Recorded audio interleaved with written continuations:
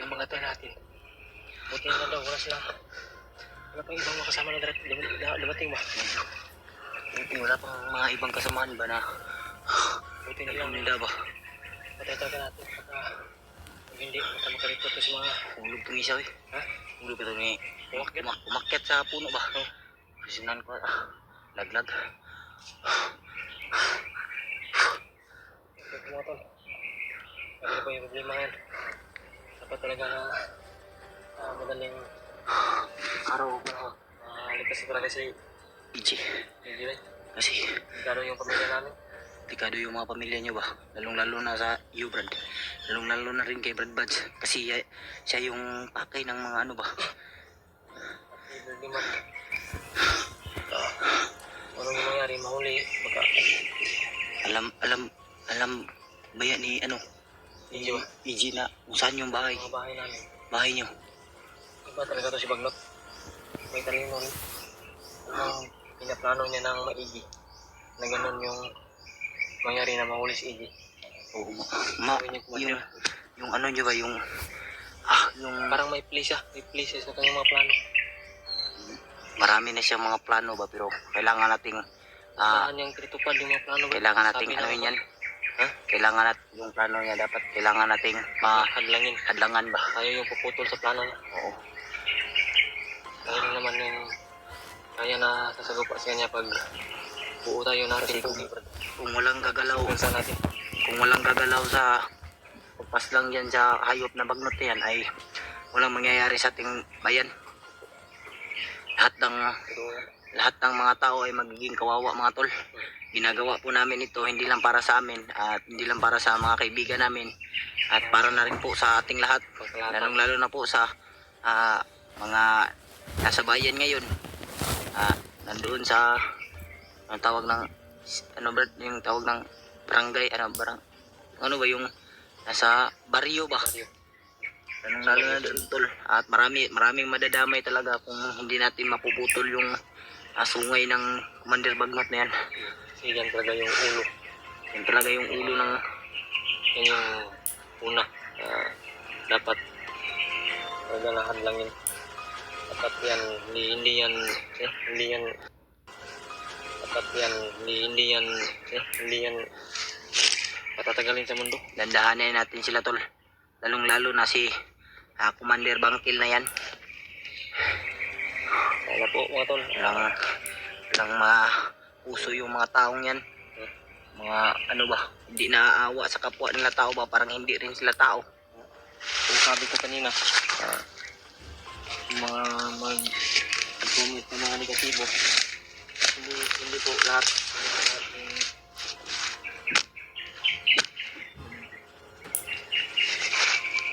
ano tol, kung naiisip nyo sa amin tol na yung ginagawa namin ay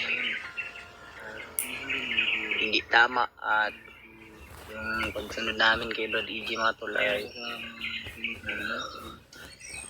kaya naman namin tanggapin yan, pero sasagutin po namin mga tol yung mga ano nyo, katanungan nyo po.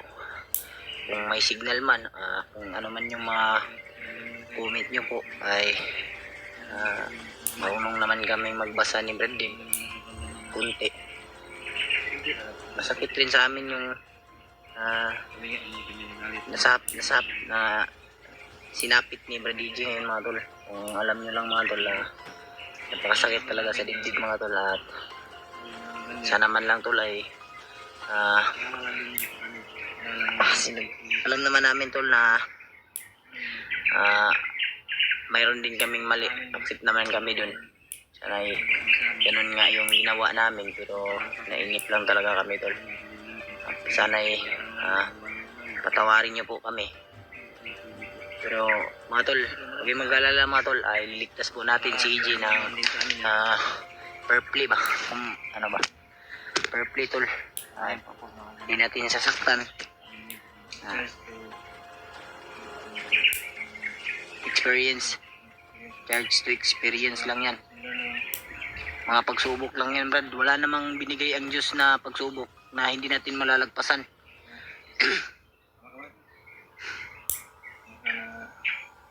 walang problema na hindi masolusyonan. Oo. Kaya nating solusyonan yan. Bawat mga hakbang natin, yung mga pagsubok na binibigay sa atin, kaya nating lagpasan yan.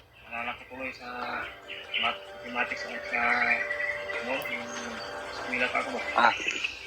Sabi ng extra ko, pag magbigay siya ng problem, masusolve yan. Oo. Kung may problem, may solusyon. Oo. Kaya nga sa kasabihan nila na pag binato ka ng batuhin mo rin ang tinapay. Pero wala man tayong tinapay, babatuhin na lang natin ng bala. Pag may kalaban, pag binato tayo ng bato, anong ibabato natin? Wala tayong tinapay. Bato. Bala. Yun yung dapat. Pero naaawa ako Brad. Naawa ko ba sa mga kalagayan ng mga bandido ba?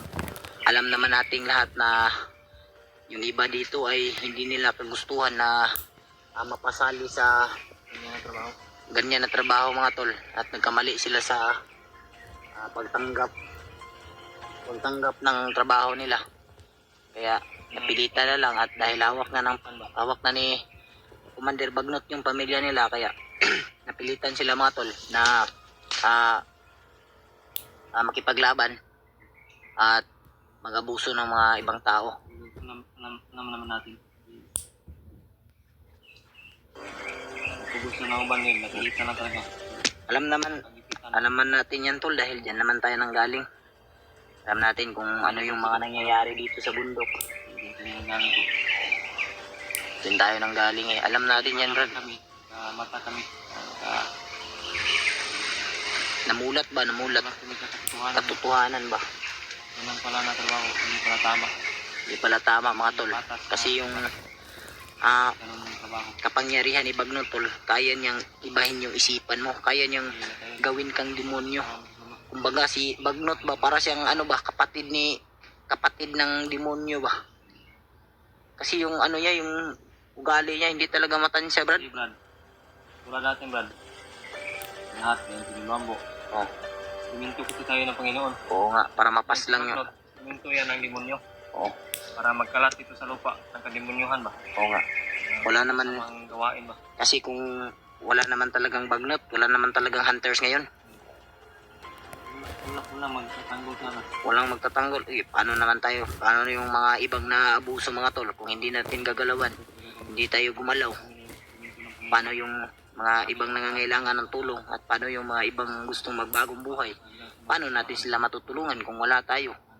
Wala kayo, wala kami.